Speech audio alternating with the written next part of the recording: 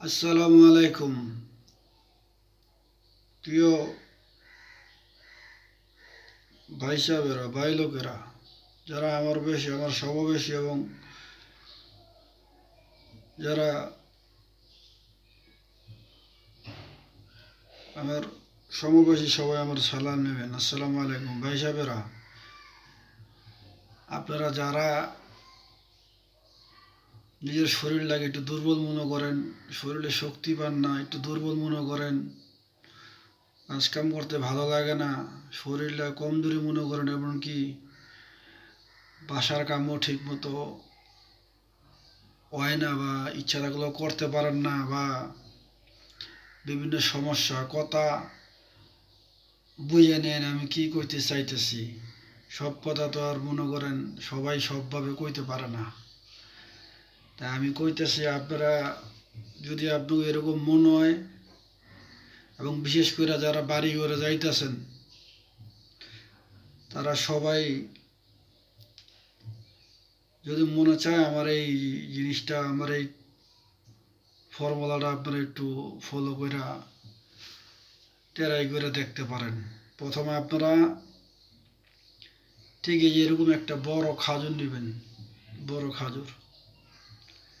খাজুর নিয়ে খাজুরটা মাঝখানটা ফাইরা ফালাইবেন, ফাইরা বিচিটা ফালাই দিবেন।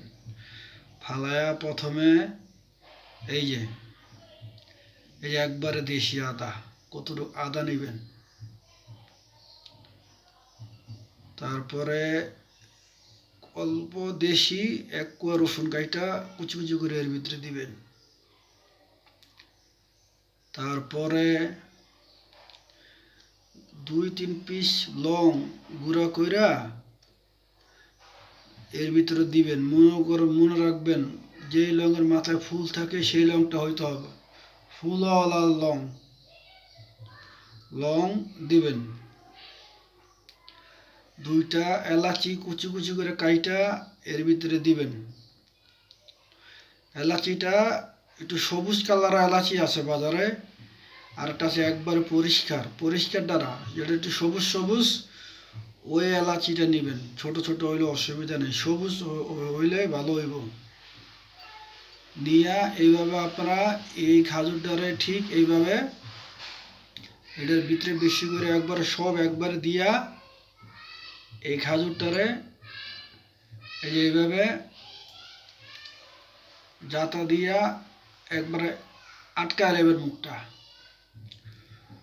যদি পারেন একটা পেস্তা বাদাম এর ভিতরে দিয়ে লইন,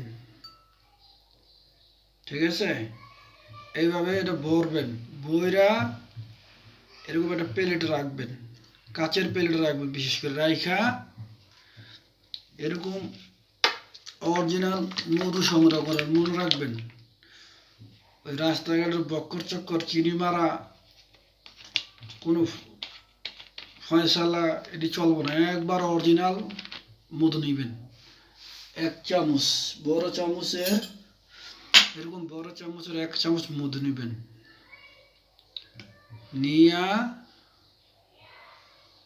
1 চামচ মধু নিয়া এইভাবে এই খাজুরটারে মধু দিয়ে ভিজাই নেবেন। সুন্দর করে খাজুরটারে মধু দিয়ে ভিজাতে থাকবেন। 1 চামচ মধু হইলে এনাফার লাগবে না, ভিজায়া এই খাজুরটা এইভাবে রাইখে দেবেন।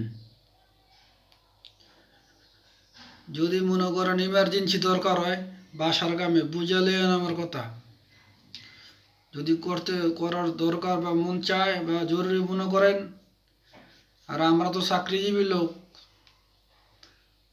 দেশে গ্রামে বাড়িতে গেছি, যদি মনে চায় আমার কথা ভালো লাগে, বিশ্বাস হয়, তাইলে এইভাবে যারা বাড়ি দেখেন সকালে বিকালে 2বার খাইবেন। সকালে ভিজাইবেন এইভাবে মধুটা দিয়ে, খাজুরটা সারা রাত ভিজাই রাখবেন, সকালে খাইয়ে ফেলাবেন।